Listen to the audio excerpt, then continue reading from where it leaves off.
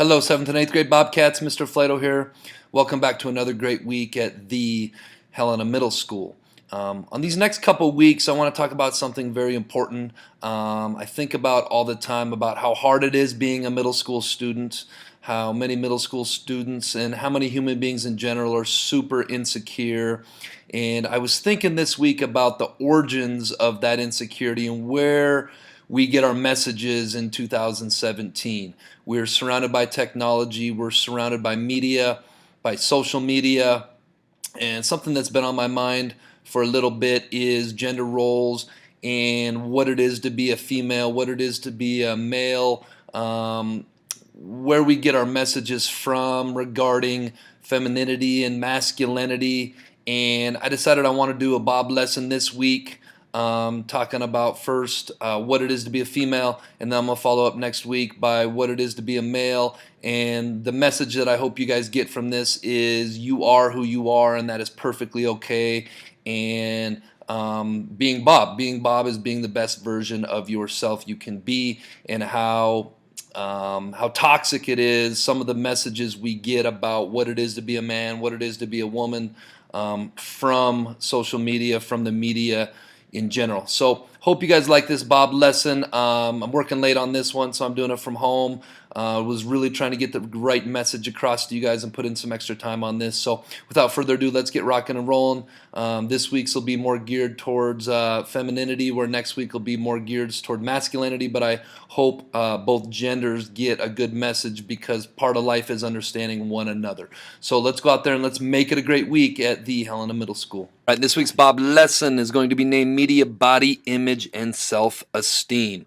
But first, let's be our best at HMS this week. Let's be safe, let's be responsible, let's be respectful, and let's be a learner.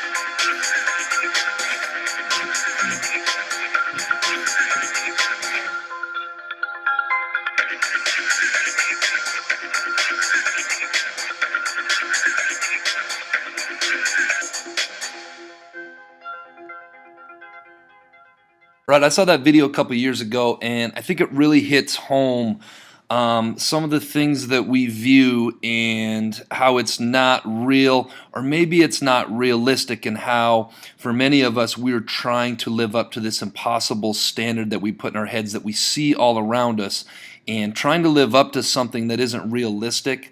I think is the origin of a lot of self-image and self-esteem issues. Some stuff I found on the internet. Media influence on body image. Studies prove that media can have a negative impact on self-image. TV, movies, magazines, and the internet all bombard teens with images and pressures about what their bodies should look like. The problem is their version isn't realistic. Like I said in the intro, these images are airbrushed versions of models who weigh 23% less than the average woman. Nevertheless, millions of teens believe the lies and resort to unhealthy measures to try to fit themselves into that impossible mold. And I found this on the internet, and I thought that this kind of sums it up, and these words are better than I could really put it.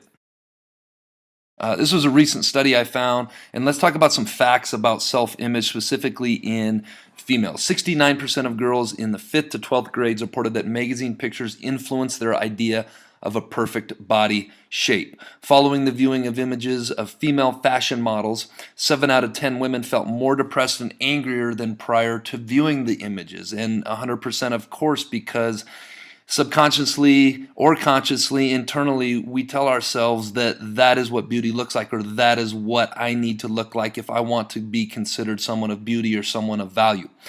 80% of women who answered a People magazine survey responded that images of women on television and in the movies make them feel insecure, and for good reason.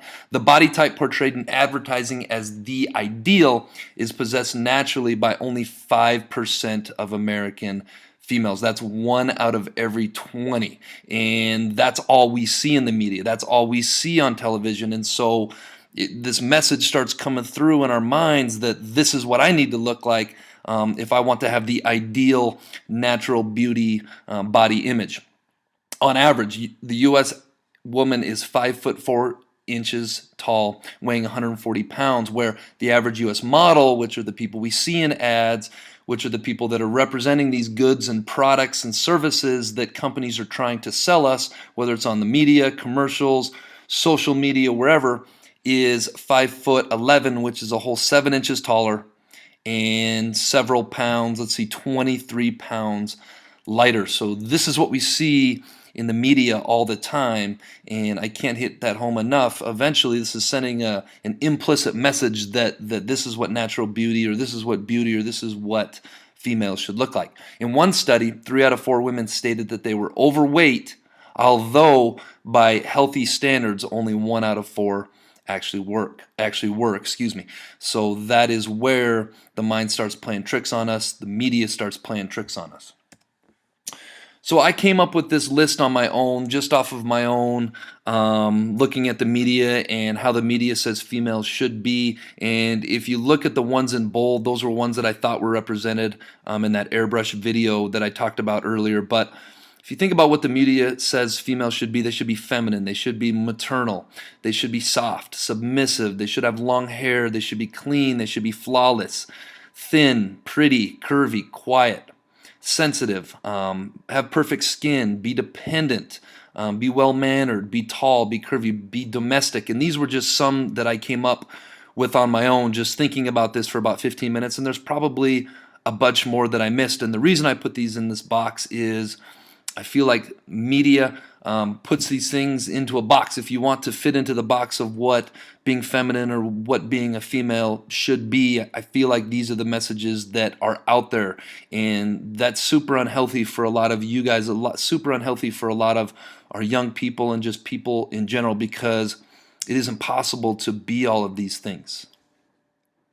All right, that brings us to this week's quote of the week, which is be yourself, because an original is worth more than a copy, and that is so true. Hopefully one of the lessons you're getting from these B.O.B lessons is be your best. I mean, that is our HMS acronym, but it is so true in every aspect of life. We are all given a hand in life, whether it be coming from the perfect home life or not the perfect home life, coming from genetics that mean you're going to be 6'6" and skinny, or vice versa. It's all about just being your best and being the best version of yourself. One of my favorite quotes goes something along the lines of, in a world full of everybody, there can only be one you, and just being the best you and not trying to live up to impossible standards, or not trying to, or in this case, being aware of the implicit messages that the media puts out there about what it is to be feminine, what it is to be a female. Being aware of that and how that could bring us down, and just being the best you can be, and learning to love yourself. That's what it's all about. All right, that takes us to last week's Jellybean Question of the Week winners, who are Sam Stutz, Sapphire Ferguson, Sam Christensen, Camila Vega, and Billy Massey. Last week's answer was either a candle or a pencil. This week's Jellybean Question of the Week is, what am I? Black when you buy it, red when you use it, and gray when you throw it away. If you think you know, get your answer into the B.O.B box no later than Friday. All right, 7th and 8th grade Bobcats, let's make it a great week. Let's go look in the mirror. Let's go love ourselves. Let's love one another. You are perfect just the way you are. Let's make it a great week.